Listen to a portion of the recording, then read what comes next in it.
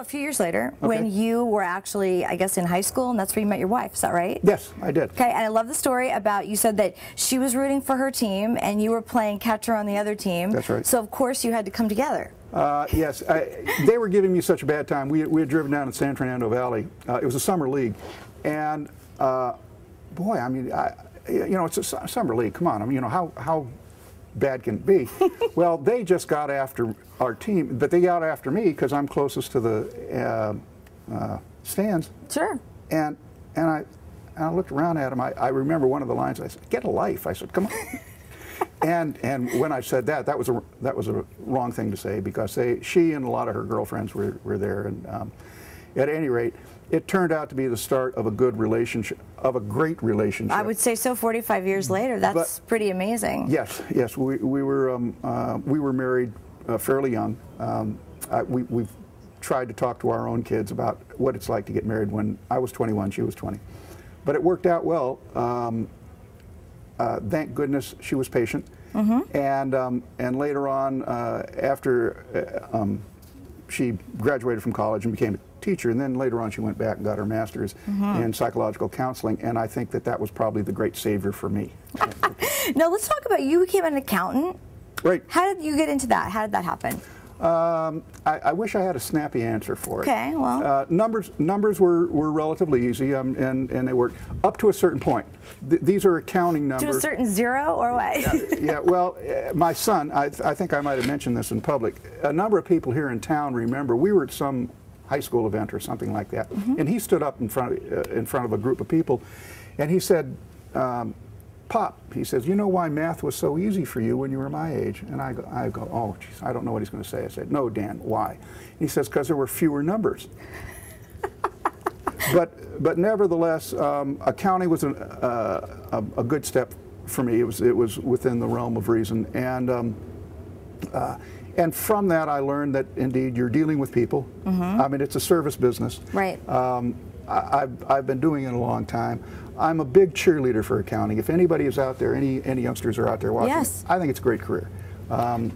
And it's technical, it's challenging. It's very stressful at certain times of the year, I'm sure. It is stressful at certain times of the year. There's no denying that. But I have to tell you that it did well. It provided me with the opportunities to do things, to ultimately have my own business, be a partner in a firm, right? And actually in several. And it was very rewarding.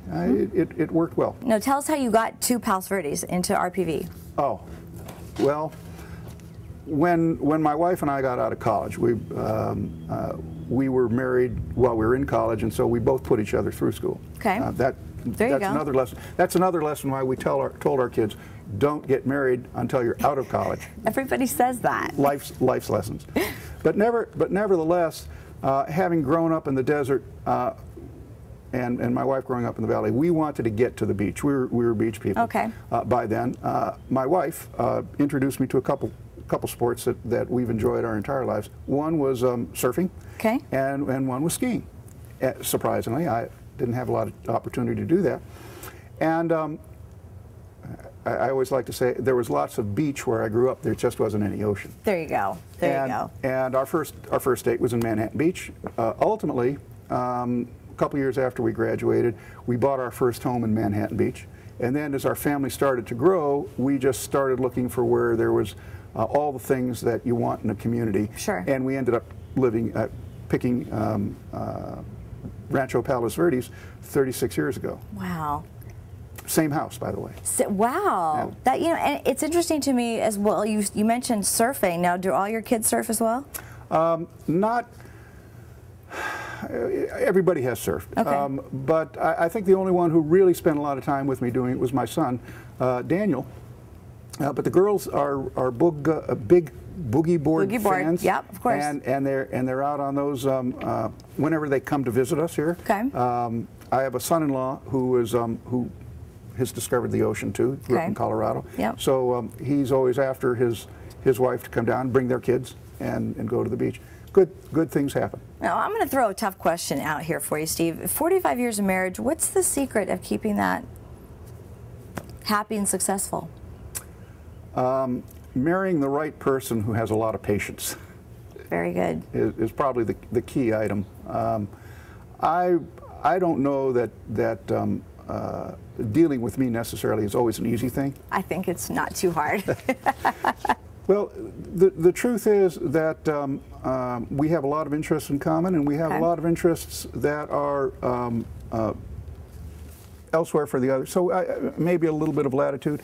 Having maybe it was as you start having kids, probably there's a sense of survivability we needed to group together as protection from the kids, but that's another story. Well, yeah, that's a whole other story. Now, one of the constants in your life, as you and I have talked about, is baseball. I know that you have a real love for the game, real passion.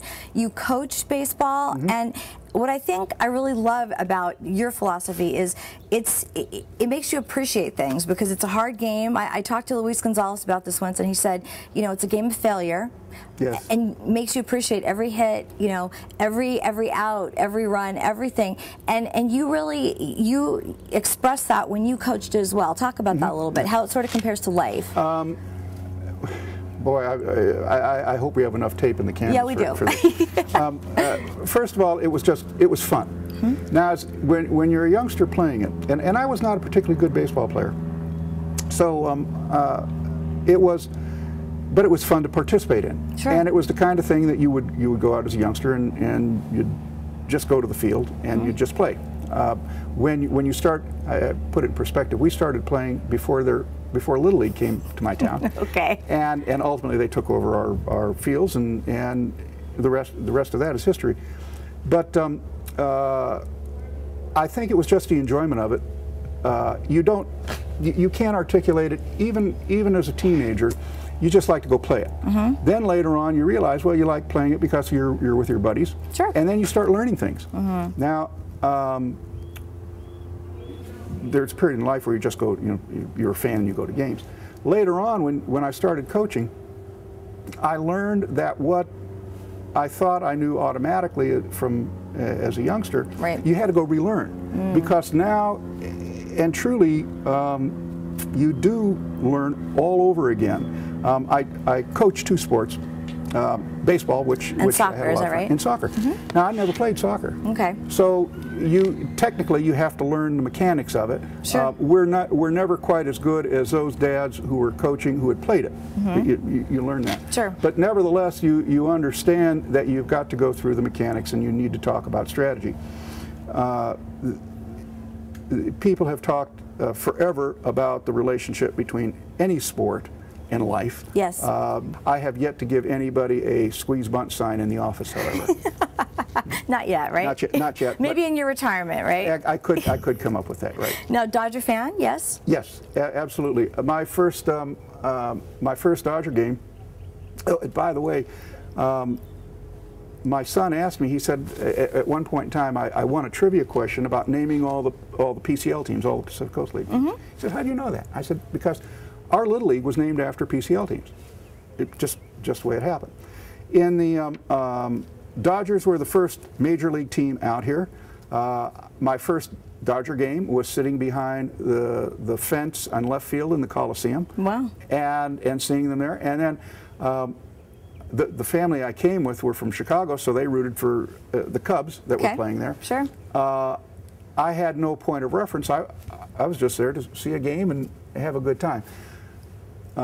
My family has put up with me for coaching a lot of times. All the kids would come, including my daughters. Okay. And so we all became Dodger fans. And to this day, we all are. Okay. Favorite players over the years?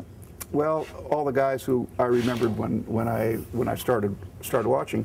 If you're not a fan of Duke Snider, then you know there's something wrong. Wrong.